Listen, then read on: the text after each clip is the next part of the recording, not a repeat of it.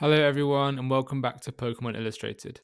Today we're going to be doing a ranking video of the Scarlet and Violet base set illustration rares. Now I'll be judging these based off my preference and purely based on the artwork and the artist, so I won't necessarily care about how much each card is worth or how popular it is. Before we get started, remember to like and subscribe, and I'd be really interested to know which of these cards would take the top spot for you. Let's get started with the Dondozo. This is by Akira Igawa, and I think it captures Dondozo perfectly. It's hard for me to imagine a better artwork for this Pokemon. You have the Tatsugiri involved, which is part of the card's description. You have this beautiful kind of like tube-like wave, like you're traveling through it, and you have this sunset over here. Just immaculate vibes. Incredible card. For me, this has to go straight at the top of A tier for now. Next, let's look at the King Gambit. This is by Nagasawa, and it kind of captures the feudal, like Japanese style of this Pokemon perfectly. Like it's a samurai. You have the armies of Pawniards and Bishops here, and it's very military orientated. The way the sun shines through the trees behind, and you have these kind of gnarled barks. It's a great card. Is it as good as a Dondozo? I think not. So for that reason, it's going to go in the B tier for me for now. Next, let's have a look at the Scovillain. This card, it's all right. You know, it does the job. I'm not a big fan of the art style personally, or the Pokemon itself. Um, I don't really have that much more to say to it. I like the way that its head is on fire, kind of merged with the logo, although it's kind of opposites. Um, you have quite a lot of text in front of the card, and I don't like how this chair looks different to all these chairs. And there's not much else going on. There's no other Pokemon. There's no one even at the restaurant. It looks like it's just sat on its own. So for that reason, it's going in the D tier for me. Next, let's have a look at Clorf. Right. This might surprise some people, but this is one of my favorite cards in the set. I love the simplicity of it. I love the vibes that it gives off. Like you've walked into its territory and now it's going to attack you. And this is its threatening stance, even though it looks so goofy with its eyes like that. Looks like it's just like fully on attention. Whereas this one's looking at you, even it's at the back. It's also based off the Scarlet and Violet game as well, which is great context. There's no text on the card. I love the kind of simple, like pencil drawn style as well. So for me, Clorf is going. Where is it? Right into the A tier. I think it's behind Dondozo for me though. Next, I'd like to look at the Bombardier. Now, this is by Shibuzo, and I love their style and the way they create landscape scenes. It reminds me of Wordsworth's poem about the daffodils, how he floats over and sees the flowers below him. That's what this card makes me feel like. It's also like it's straight out of a scene from a children's book as well. Yeah, and the way they've separated into kind of thirds. You have this dark, stormy cloud, sky in the middle, and the flowers below. Bombardier just flying above them. I think it's a great card. For me, it's going ahead of the King Gambit for now in beta. Next, we'll look at the Mabostiff. I think this card lines up with Arwen's Mabostiff, maybe in Destined Rivals by Okacheke, if that's how you pronounce it, who's done a lot of artwork that I'm quite fond of. I like this card. There's a bit more going on than in a Scovillain because you have the what I assume to be the trainer here, and it kind of pictures how the world looks like to Mabostiff, because what has the most sparkle and shine is all the food above, which you can obviously smell, and is got its paw resting on its trainer's foot as if like, don't forget me, you know. So I think this is a scene that a lot of people can relate to if they have a dog and they go out for picnics and stuff, you know. Obviously it's a good dog. He's waiting patiently for the food, and everything about this with the rays of sunshine filtering through, it's very peaceful and nice. Where am I going to put this? Oh, there's so many good cards. I'm going to put it at the back of B tier for now. I might change my mind on the King Gambit. What do we have next? Roots by Jiro Sasumo. When it comes to attention to detail, I think this is just perfection.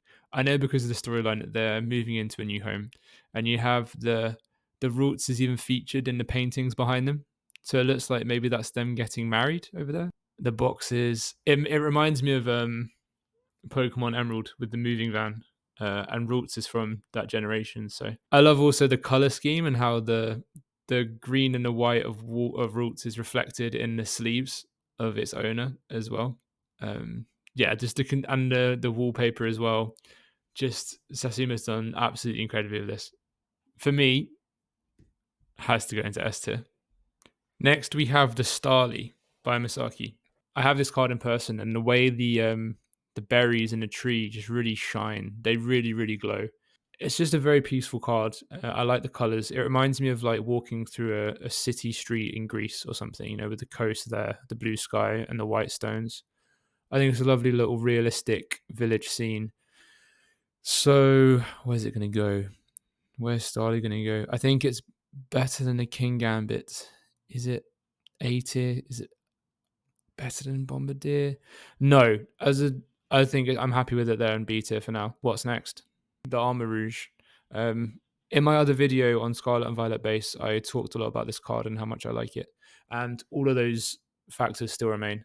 The only critique I could really have of it is how much text there is about their abilities. It kind of covers some of the card, but yeah, the little detail with the Pokeball lamppost and the way the clouds swirl together in the sky, it looks like a beautiful watercolor painting. And the attention that Nagamiso has put into this card, for me, elevates it as one of the best illustration rares in all of Scarlet and Violet. I don't think it's as good as the Roots because of the storyline, so I think it's going to go just behind it in S tier for now. Next, we have the Clauncher, which I think is actually an underrated card. I think maybe people haven't watched it enough to see the kind of storyline that's going on here. By Komatsu, they're kind of like neighbors because it seems like Clauncher has had enough. You know, this expression seems very aggravated, doesn't like all this seaweed in the way. But you have this Pokemon here. I don't know what it is, but it's clearly a seahorse. And the way that it's hidden amongst the stems makes me think that it would rather this seaweed here remained like its home. It reminds you of like if a neighbor's grass is too long and the other neighbor just like out of rage mows it for them. That's what this card reminds me of, and I assume it's creating like a little path, like a little road out of its home in the background. For me, this is going to go ahead of King Gambit, but behind Starly. Yeah, I'm happy with that. Okay, Pormot. I love this one because you have all three stages of the evolution in one card. I love the feeling it's like it's got the little one to do the work for it so it can relax in the sun, clearly happy with itself on the hay bale. I like the softness of the colors, and I just can't go over how much detail is in these Scarlet and Violet base set illustration res. I think it's such a good set. What tier is this going to go in? Right, I'm making a decision. This is the upheaval. I'm moving these down to C tier, and I think it's better than the Clauncher, just behind the Starly for me. Okay, this is looking better now. I'm happy with this. Next, we're going to do the Toad School. I just don't like this card. I mean, the colors are nice. I don't know why they're there. It reminds me of the random lines that are in Mega Evolution, and it doesn't really do much in terms of storyline or anything. It's just a jellyfish with legs running, and that's all I can tell. So if this is going firmly at the bottom of D tier. Next, we have the Dolive. Now, the Dolive was on my first video for Scarlet and Violet base because its gem rate is so low. I do like the artwork of Oswaldo Cato. I like the way they draw the sky. I can always recognize their artwork based on the sky. You have the Tangela in 151. It reminds me of that as well. It reminds me of Greece as well. Like there's a strong Greek vibe from the Scarlet and Violet base set illustration res, which will continue with another one I'll talk about in a second. The colors are okay. I think for me, it's probably at the bottom of C tier. I'll do the curlier as well as it's connected to the roots. What I mean, the continuation of the story is brilliant. And also they've continued it with the color scheme as well. As more pink is present now because as roots goes to curlier, the pink I guess what ears. I don't think there is, but uh, grow even bigger. And also, they've got this baby in like a onesie, which copies like the roots style. Because with Curlier, it's on either side, and the roots has one in front and one behind. So it's almost like Curlier is like investigating if this is another roots. And she's laughing along because she knows what they've done, and she still has the green and white shirt and the green and white socks with their skin, and then the Curlier is still green and white, and you have the roots doll, and you have these pictures in the background where Roots is that's the same picture of Roots, but you've got new ones added now with Curlier as part of the family. Brilliant work by Susumu to continue on the art. It's also S tier. Next, I'll do Sandile, who is one of my favorite Pokemon now because of this card. I've talked about it before, but the Cacnea in the background being slightly blurred out and the Sandile above ground chasing them. This one buried in the sand. It's by Nurikabe, and you can see the sunset reflected in the eyes of the Pokemon. It's brilliant. It's a great card. Where's it going? For me, it's A tier. Is it? I don't know. It's got to be better than the Cloth. Yeah, I think Dondozo is better. Sando is better than the Cloth, though. Next, we have Riolu, an absolute fan favorite. The style is very unique, and it's like coming home to a dog that's misbehaved and has torn up the living room space. Obviously, Riolu is trying to get stronger to become Lucario, and have the chaos that is caused in its training, and it's just like, oh, I didn't know that was a problem. It's impressive how much chaos it's created. I think for me, it's better than the Dondozo. It's not quite S tier. I think the Roots, Curler, and Armourouge are better, but it's top of the A tier. Then we have Fido, another one I talked about in my previous video. This is by Matsuno, and I love the cozy vibes of like a village bakery. You know, it feels like you just walked down the street and you spotted the local Fido checking out the pastries in the window. I love the detail of its face pressed up against the glass, and how accurate the reflection is, and the colors of the flowers, and it's just brilliant. I'm very fond of this card. I think there. I'm happy with that in the A tier. Oh, it's getting tricky now. I'll do an easier one. Pachirisu. This is by Zig. There's the only special thing about this for me is the connection of the heart that joins them up together. Like, when you say in relationships, you have that spark, and then has been captured by the pair of them together, sharing electricity in the formation of a heart. I think top of C tier. Is it better than a Pawmot? It might be, actually. Okay, it's been moved up to B tier. I think that makes sense. Now we have Squovet. This is by T0, who is an incredible artist, and I have a soft spot for that artwork. So this one might be slightly biased, but I love the warmth of the hues and the tones in this with the orange and the purple, and it feels very relaxing. Squovet's clearly chilling out, and it feels like a very cozy room. I love this card. It's so hard for me to put anything down low. Is it better than the Sandile and the Cloth? No. I think it's top of B tier for me. So we're down to our final 5.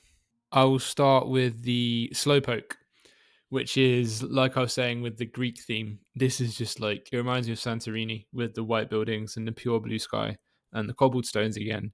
And earlier I used it as a critique that the Pokemon was there on its own with like no context, but it makes perfect sense with Slowpoke, because that's the kind of Pokemon it is. It would just wander and then suddenly emerge in the middle of nowhere and be confused as to how it got there.